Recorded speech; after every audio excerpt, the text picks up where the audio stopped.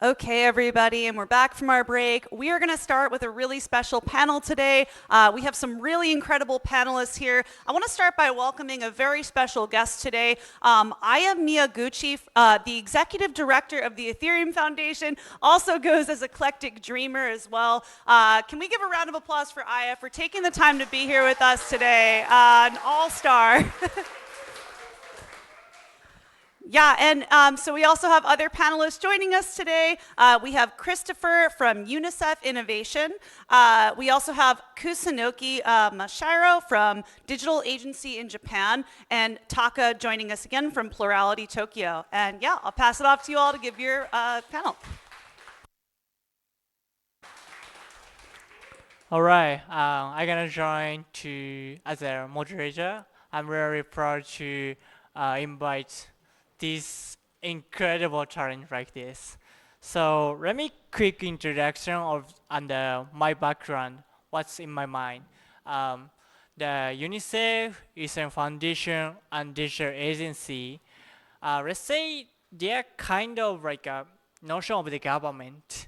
The UNICEF is kind of the department of the United Nations, and the Eastern Foundation, the structure of the distributing money for the Ethereum ecosystem. As you know, digital agency is kind of one of the department of the government of Japan, especially focused on the digital policy making like that. I'm very interested about your perspective of the each entity, each size of the organization. So let me mention about UNICEF under Gitcoin. Also, the Ethereum Foundation has experimented to the money distribution by quadrant funding, I think. So how to start the collaboration with UNICEF and the Ethereum Foundation? Aya and Chris.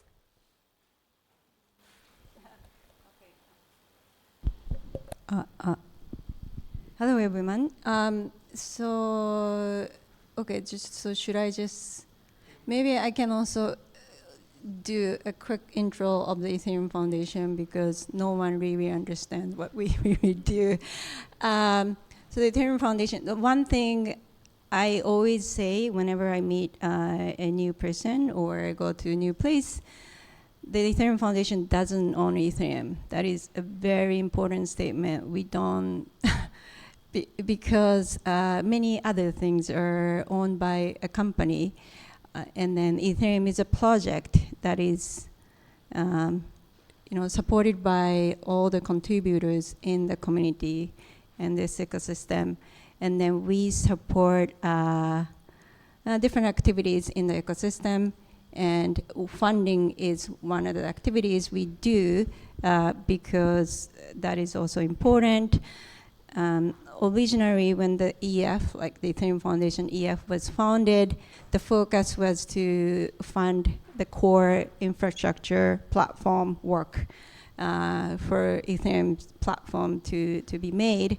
And the contributors are those open source contributors, but since public goods don't have business model, someone needs to support funding, and that was the main focus in the beginning. And then the ecosystem or the community of Ethereum at the platform layer has grown a lot, and so it has a lot more than just a small number of developers and researchers that the Ethereum Foundation has.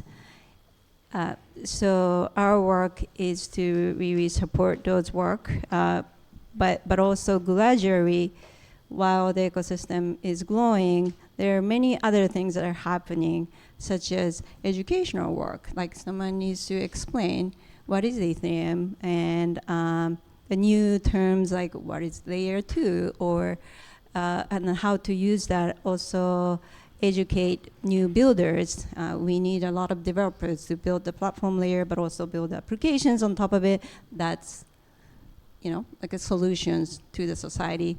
So that can be also public goods in the society. So we shifted our role into more like the diverse type of role, supporting educational work, and so not just development and research work, but our important philosophy is that we try not to do everything, and it's very important for the ecosystem to grow also organically. So if something is going well, we try not to make it our thing, meaning the EF thing. So that's how we work. And then I met. So he's also Chris. There's another Chris. I met Chris Fabian, who was part of UNICEF Innovation a team. He was one of the people who was leading the team back in end of 2018 in Tokyo, actually.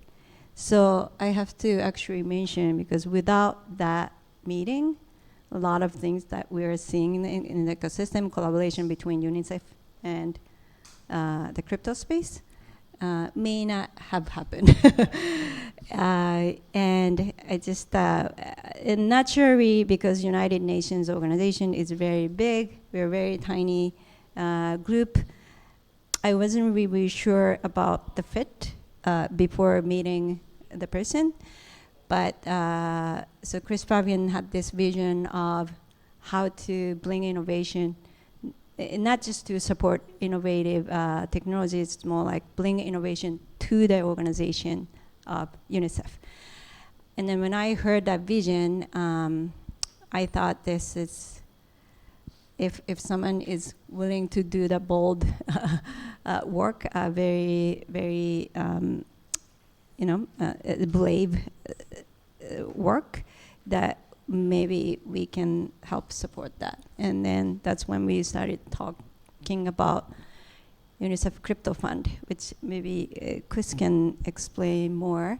And then that was a big milestone, and that led to UNICEF coming to more of Ethereum events and hackathons, and they sometimes run their own actually educational events for new beginners to get into the building applications. So, and that led to the Gitcoins partnership, and then UNICEF using Coraltic funding, which I'm not going to explain too much now because I don't want to be the only person to talk. So I will let you talk more. Thank you. So I'm also going to just give a bit of a context, because I bet that many of the people in the room are asking themselves a question: why the heck is UNICEF part of this event? So UNICEF is not a tech company, but UNICEF has to become a bit of a tech company as we're moving forward, as the underlying infrastructure for many of the programs that we deliver in education, in health, and social protection is becoming a digital public infrastructure. And so I represent UNICEF's Office of Innovation, and we do work in blockchain, in crypto, in drones, AI, XR. We're very strong in the global digital policy making on digital public goods, and very strong advocates for open source. So we have maybe not a huge digital muscle, but I think very often are punching above our weight. So that's one thing. The second important thing to mention is that the underlying thesis of the UNICEF's Office of Innovation is open source. We probably stronger than any other United Nations agency are advocating for open source as the best way to build a just and sovereign and sustainable digital future. So obviously this links us very closely with this community And that's how we linked with Aya and Aya's team, and also with funding the commons.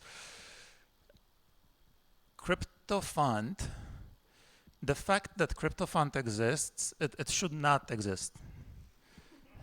Okay? Yes.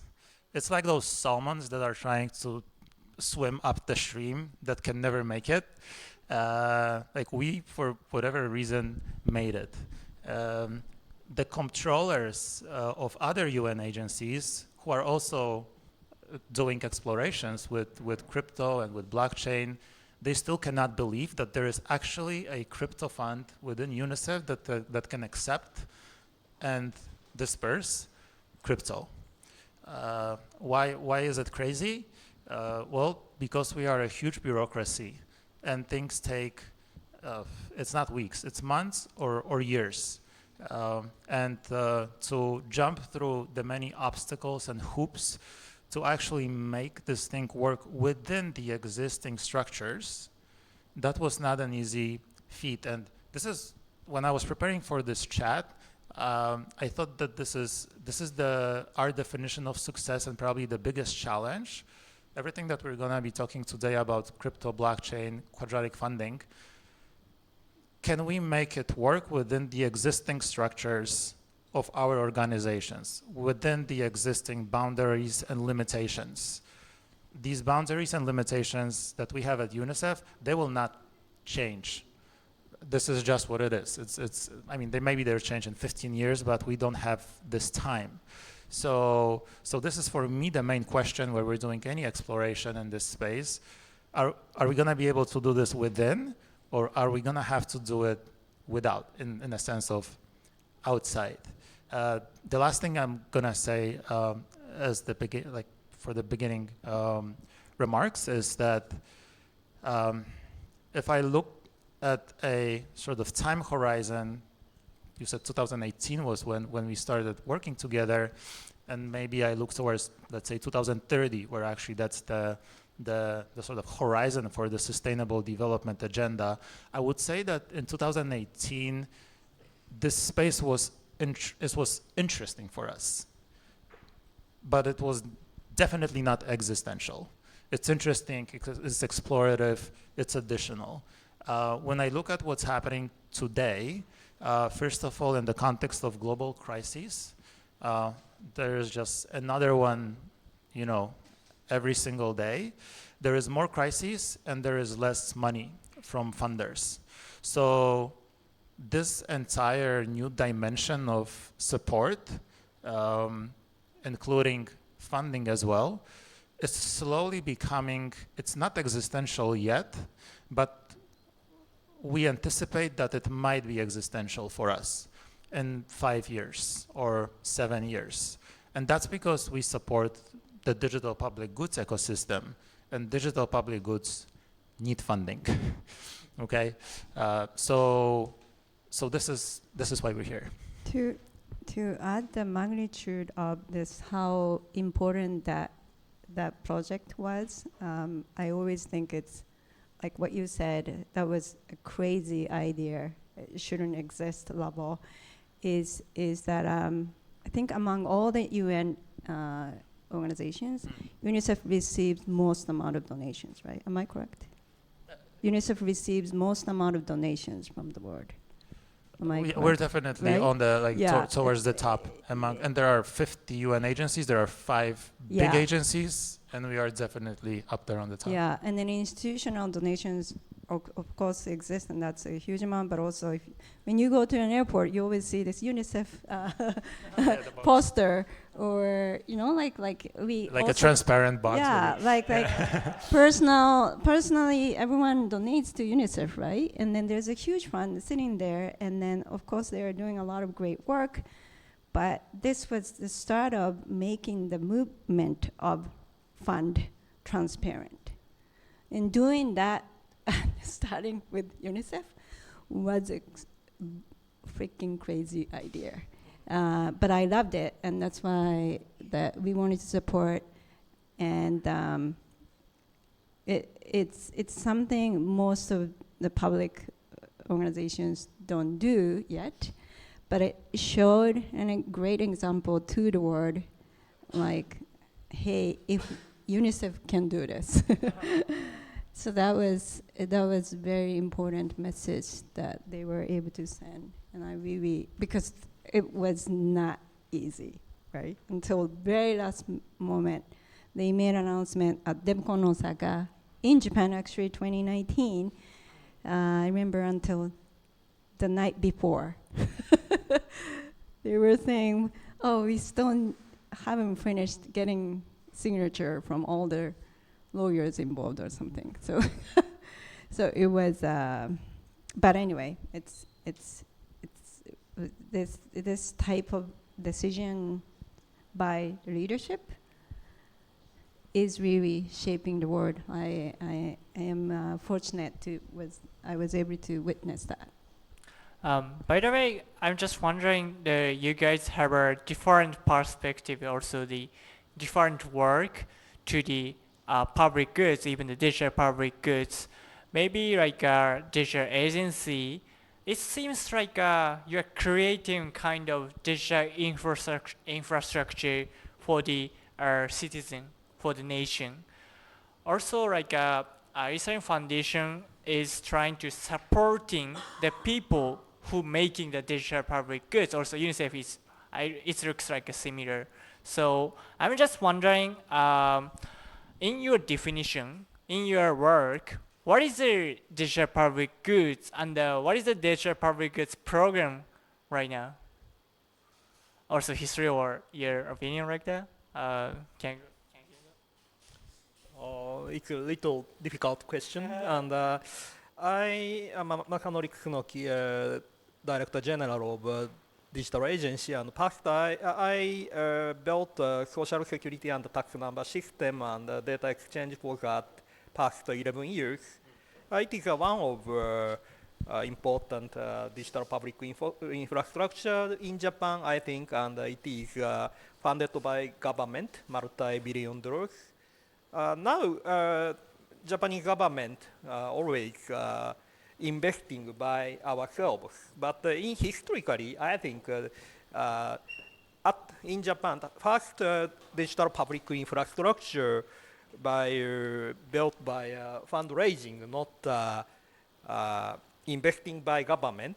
I think it is a telecommunications network over 100 years ago. At that time,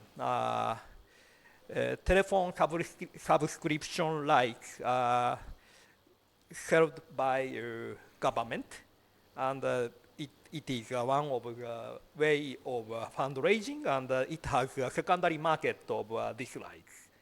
I think historically, if we need to fundraising, it is one of options for that. Currently, most of countries invested by their own, but I think digital public goods not only for country but also cross-border. I think identity ecosystem and data exchange not only for national issues but also cross-border issues. I think on that case we don't have enough funding from government and international organization. I think it is one of the great opportunity for crypto ecosystem, because I think many individuals want to invest in such kinds of field, and many opportunities digitizing on cross-border, not only major countries but also cross-border. I think it is very important, and opportunities on this field, I think. But I think it's a little difficult how to define digital public infrastructure, but if anyone wants that, and it's not only business but also network externality and some kinds of public goods like property, I think it may be digital public infrastructure, I think. Thank you.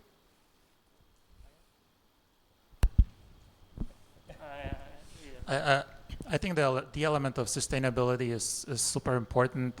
As I mentioned before, the crises are growing and the funding is thinning out. Or maybe even if it's not thinning out, the crises are just growing so exponentially. There's just not going to be enough donors and money, to save children's lives from my UNICEF perspective. So there needs to be some sort of a mechanism to make it work. And so this is kind of where we are looking at our quadratic funding exploration that we did. That was something very early stage and very small scale.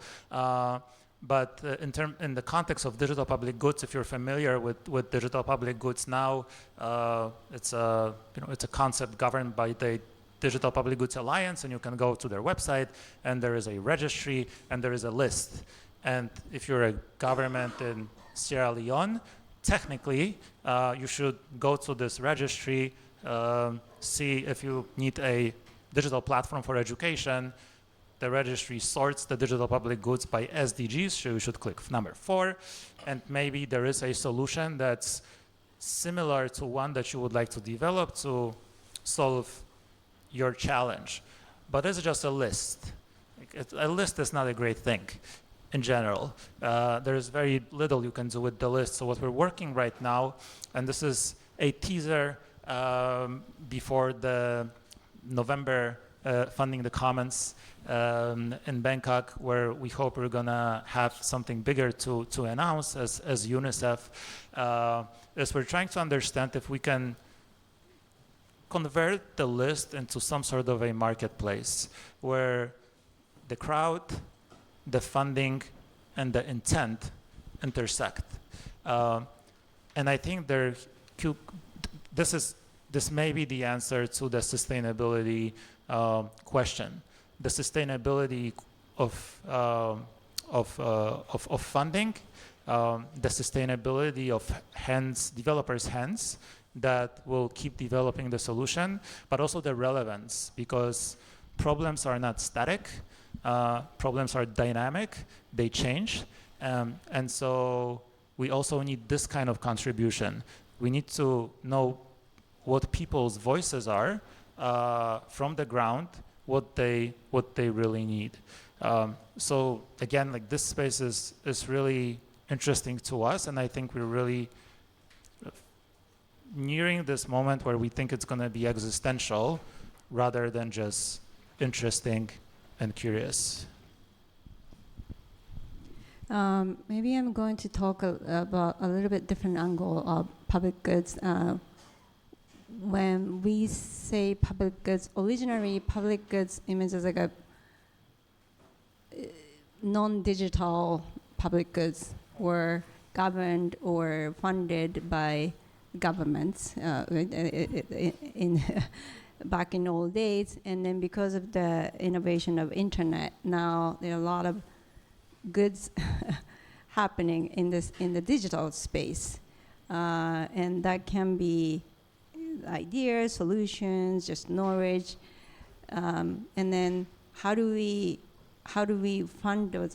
Well, this event is funding the commons, but the funding part is just one part. But how do we even govern the idea or the knowledge in the digital space?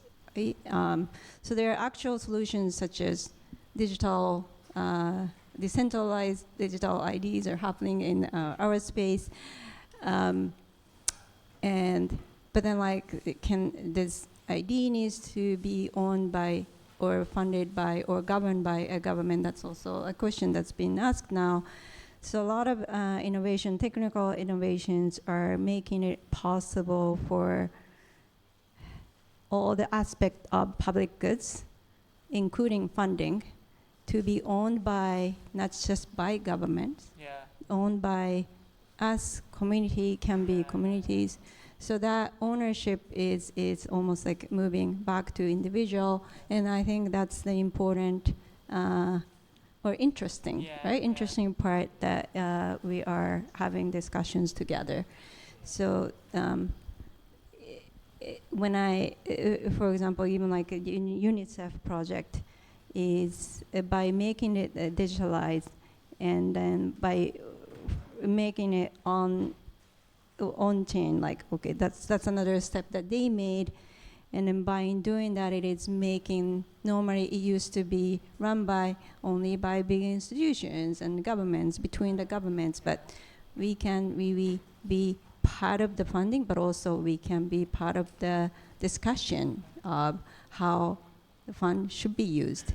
So I think that is a very important part of innovations that we're seeing now.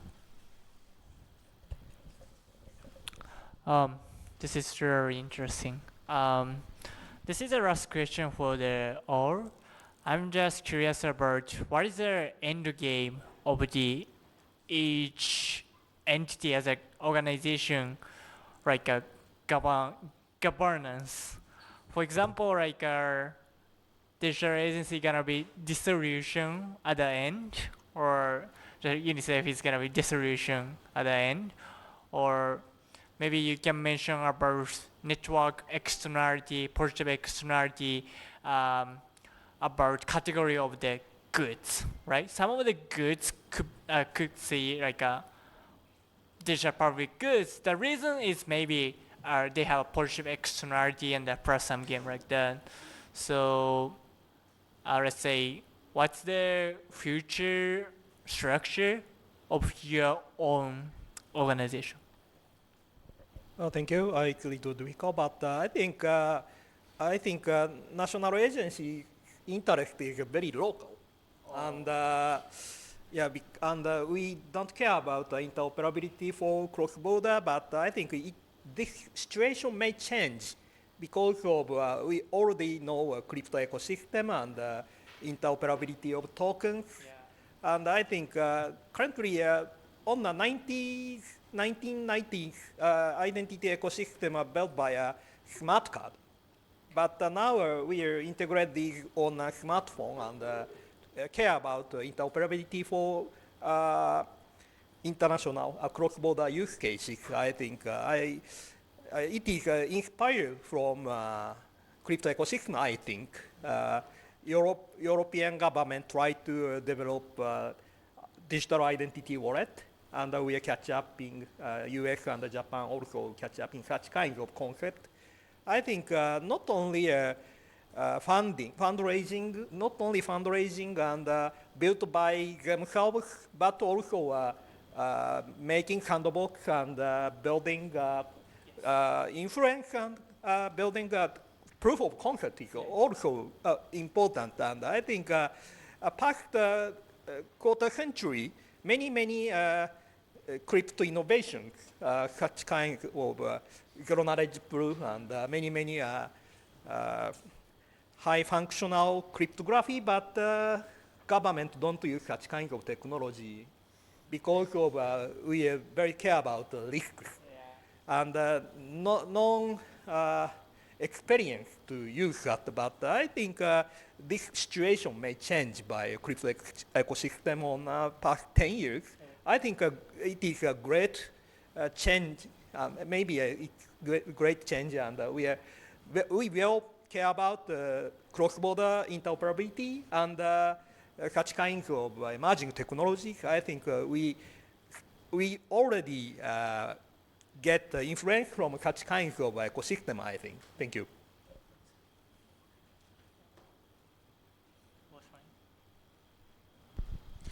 I have three things to say.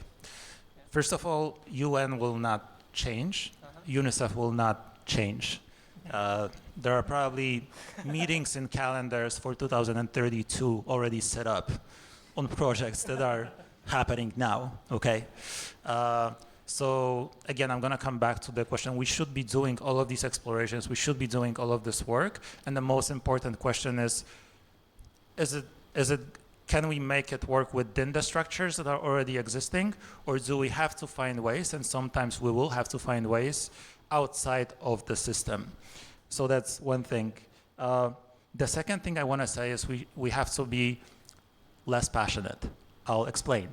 Very often, especially from people who are hesitant about these new technologies, these people look at us and say, oh, it's like some weird passionate people.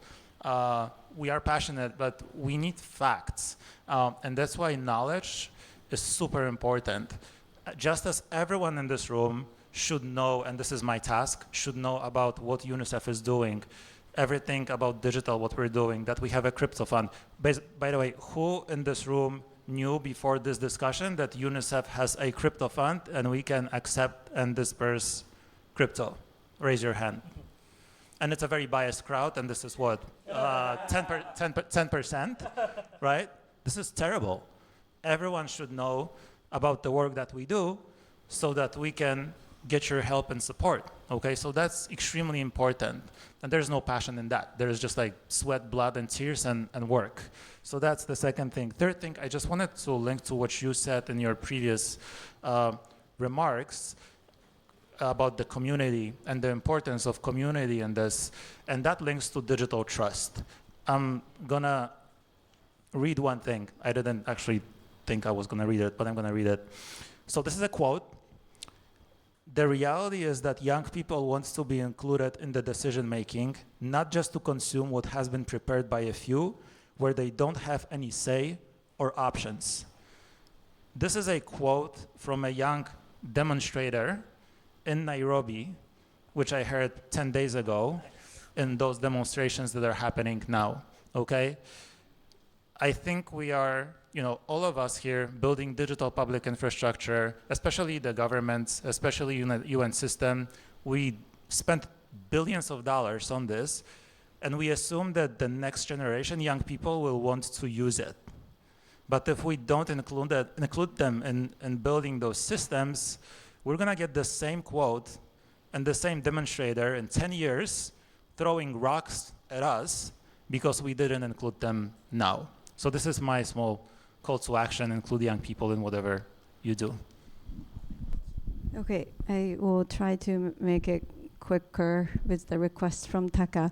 But to the question how the Ethereum Foundation is going to be in the very long-term future is not actually. We do think about this, but it's not the most important things. The important question is what kind of world we want to see in the end. It's not even about crypto. It's not even about Ethereum. And because there's a world we want to see. And then I often use our vision of infinite garden, where I want to see more infinite games happening, like people are working together, not really someone just winning. And then for that to happen, and also for us to actually have solutions in the world and then make the world a better place, we can just be talking to people inside this small Ethereum or crypto space. And that's why this type of event, this is why I wanted to support this event. I'm a fan of the work that Funding the Commons doing. Also, plurality work is making very important conversations, and we do need to have that type of conversation because technology is there, almost there. It's available to build, but how we build and how we make the decision is now we have to talk about that more than before. So I will end that my comment with that. Yeah, thank you so much. We should read a recap of this one. We have a great turn like this, so if you want to interest in talking with your idea or your perspective, you should be talking with them. That's all from us. Thanks so much.